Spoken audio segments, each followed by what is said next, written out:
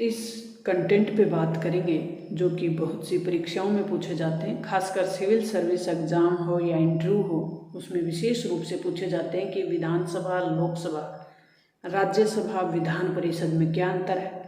भारत दुनिया का सबसे बड़ा लोकतांत्रिक देश है और यहाँ की सरकार जनता के मतदान से चुनी जाती है और हर 5 साल बाद चुनाव होते हैं।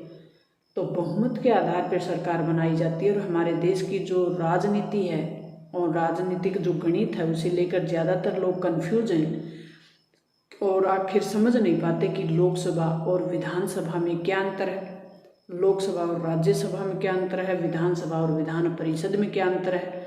तो आज हम इसी अंतर को क्लियर करेंगे और बड़े ही सरल और सहज भाव से इसे करने का प्रयास करेंगे। सरल तरीके से आप तक इस टॉपिक को समझाने का प्रयास करेंगे ताकि आपके लिए ये उपयोगी हो जाए, आपके लिए सरल हो जाए, सहज हो जाए, ताकि कोई कंपटीशन हो या कोई इंटरव्यू हो वहाँ पर आसानी से अपना जवाब दे सके। लोकसभा, जैसा कि आपको ध्यान होगा, संसद का नाम आपने जरूर सुना होगा। संसद केंद्रीय विधायिका का जो नाम है वो संसद है। पूरे देश के लिए कानून बनाने वाली संस्था का नाम संसद है। संसद के 2 सदन हैं, एक लोकसभा और दूसरा राज्यसभा। लोकसभा निम्न सदन है, लोअर हाउस भी इसे कहते हैं, हाउस ऑफ द पीपल्स भी कहते हैं, लोकप्रिय सदन भी कहते हैं। ये सदन प्रत्यक्ष रूप से जनता द्वारा वयस्क मताधिकार से चुना जाता है। 18 वर्ष से ऊपर का हर भारतीय नागरिक लोकसभा सदस्य यानी एमपी का चुनाव, मेंबर ऑफ पार्लियामेंट के चुनाव में प्रत्यक्ष रूप से भाग लेता है। और लोकसभा उम्मीदवारों के लिए पूरे देश में 543 निर्वाचन क्षेत्र बने हुए हैं। तो पूरे देश को निर्वाचन क्षेत्रों में बांटा हुआ है और वहाँ से लोकसभा के उम्मीदवार सेलेक्ट होकर आते हैं जनता द्वारा प्रत्यक्ष रूप से। तो ये जनता का चुना हुआ प्रत्यक्ष सदन है।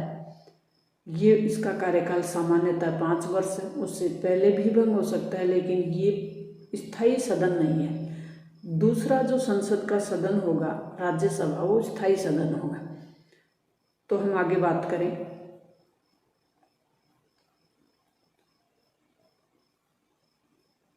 लोकसभा सदस्य के लिए जो कम से कम उम्र है वो 25 वर्ष होनी चाहिए।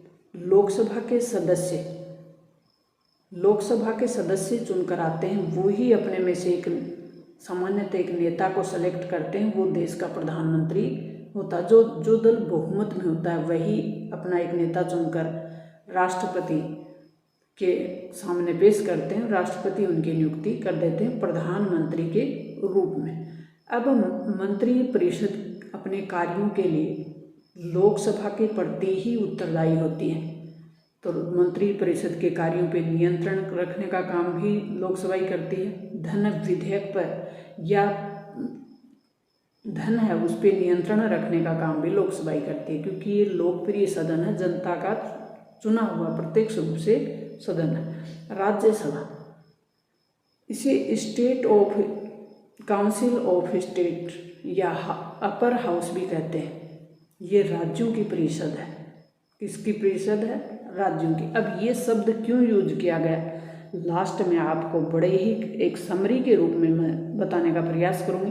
पहले हम मोटा मोटा देख लेते हैं कि हाउस इस काउंसिल ऑफ स्टेट्स है, अपर हाउस है, स्थायी सदन है, इसे भंग नहीं किया जा सकता। इसके चुनाव हैं वो अप्रत्यक्ष रूप से होते हैं। राज्यों की विधानसभा के सदस्य राज्यसभा के सदस्यों को चुनकर भेजते हैं।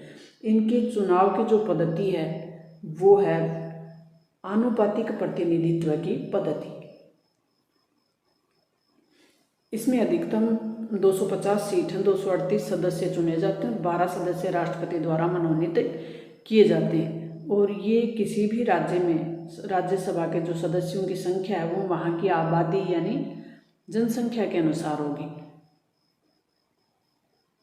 इनके सदस्य हैं वो इनके सदस्यों का कार्यकाल 6 वर्ष का होता है और ये सदस्य 2 वर्ष के बाद रिटायर हो जाते हैं। 1/3 सदस्य राज्यसभा के 1/3 सदस्य हैं वो 2 वर्ष बाद रिटायर हो जाते हैं, उनके स्थान पर नए सदस्य चुनकर आ जाते हैं। अब लोकसभा और राज्यसभा में ताकत की बात करें तो धन विधेयक को छोड़कर दोनों सदनों की लगभग शक्तियाँ हैं वो समान हैं, लेकिन धन विधेयक के मामले में लोकसभा ज़्यादा पावरफुल है क्योंकि वो जनता का प्रत्यक्ष प्रतिनिधित्व करने वाला सदन है। संख्या बहुमत की बात करें तो लोकसभा में 543 सदस्य प्रत्यक्ष रूप से जनता द्वारा चुने जाते हैं, राज्यसभा में अप्रत्यक्ष निर्वाचन होता है और 238 सदस्य विभिन्न निर्वाचन क्षेत्रों से आते हैं। विधानसभा के सदस्यों को मेंबर ऑफ लेजिस्लेचर एमएलए कहा जाता है और एमएलए का चुनाव भी 18 वर्ष से ऊपर का हर भारतीय नागरिक या उस राज्य की जनसंख्या में जो मतदाता हैं, पंजीकृत मतदाता हैं, उनके द्वारा किया जाता है, यानी वयस्क मताधिकार के आधार पर ही इनका निर्वाचन होता है। तो राज्य का जो विधानमंडल है उसके 2 सदन हो सकते हैं। राज्य में कानून बनाने वाली सबसे बड़ी संस्था है उसका नाम है विधानमंडल और विधानमंडल के 2 सदन हो सकते हैं। एक विधानसभा जो कि लोकप्रिय सदन है, जनता द्वारा प्रत्यक्ष रूप से चुना जाता है और ये निम्न सदन है, और अस्थायी सदन है, इसका चुनाव हर 5 साल बाद होता है। तो ये अस्थायी सदन है। विधान परिषद है वो स्थायी सदन है। वो राज्य में सिर्फ 6 ऐसे राज्य हैं जहाँ पे है। तो राज्य के विधानमंडल राज्यों में कानून बनाने वाली संस्था के अंग हैं विधानसभा और विधान परिषद। विधानसभा की तुलना हम केंद्र में लोकसभा से कर सकते हैं और विधान परिषद की तुलना हम राज्यसभा से कर सकते हैं। विधानसभा का कार्यकाल 5 वर्ष का होता है, लेकिन किसी भी असाधारण स्थिति में यहाँ राज्यपाल राष्ट्रपति को विधानसभा भंग करने की सलाह दे सकते हैं। तो विधानसभा को संविधान द्वारा तो जो राज्य सूची है उस पर कानून बनाने का अधिकार प्राप्त है। विधान परिषद का जो कार्यकाल है वो 6 वर्ष का होता है। वर्तमान में सिर्फ 6 ऐसे राज्य हैं जहाँ पर विधान परिषद है, बिहार, महाराष्ट्र, कर्नाटक, आंध्र प्रदेश, तेलंगाना, उत्तर प्रदेश। बाकी 22 राज्यों में विधान परिषद नहीं है, यानी दूसरा सदन नहीं है, उच्च सदन नहीं है। राज्यों में उच्च सदन नहीं है। विधान परिषद के सदस्यों को एमएलसी कहा जाता है और इनकी जो उम्र है कम से कम 30 वर्ष होनी चाहिए और इनके कार्यकाल 6 वर्ष है और 1/3। वैसे ही हर 2 साल बाद 1/3 सदस्य यहाँ भी हट जाते हैं और उसके स्थान पर नए सदस्य सिलेक्ट होकर आ जाते हैं। ये भी स्थायी सदन है। तो इसकी तुलना हम राज्यसभा से कर सकते हैं। अब हम समरी के माध्यम से करेंगे, बहुत ही सरल और सहज तरीके से, ताकि आप समझ जाएं। लोकसभा और राज्यसभा संसद के 2 सदन हैं। संसद के 2 सदन हैं, लोकसभा और राज्यसभा। केंद्रीय विधायिका का नाम संसद है, केंद्र में कानून बनाने वाली संस्था का नाम संसद है। लोकसभा निम्न सदन है, जनता द्वारा चुना हुआ प्रत्यक्ष सदन है। लोअर सदन है और लोकप्रिय सदन है। अस्थायी सदन है और इसके सदस्यों का चुनाव 5 वर्ष के लिए किया जाता है और समय से पहले भी भंग किया जा सकता है। राज्यसभा एक स्थायी सदन है। राज्यसभा उच्च सदन है और एक स्थायी सदन है और राज्यसभा को भंग नहीं किया जा सकता। राज्यसभा के सदस्यों का कार्यकाल 6 वर्ष होता है। राज्यसभा का जो सभापति होता है वो भारत का उपराष्ट्रपति होता है, यानी राज्यसभा का पदेन सभापति होता है। लोकसभा का अध्यक्ष होता है वो लोकसभा अध्यक्ष कहलाता है, जो लोकसभा सदस्यों में से ही चुना जाता है। राष्ट्रपति का चुनाव अलग प्रक्रिया से होता है। राज्यसभा के सदस्यों का चुनाव भी अप्रत्यक्ष होता है और आनुपातिक प्रतिनिधित्व की पद्धति से होता है। भारत के राज्यों के जितने भी राज्य हैं वहाँ के एमएलए द्वारा वहाँ का इनका चुनाव किया जाता है और 12 सदस्य राष्ट्रपति द्वारा मनोनीत किए जाते हैं।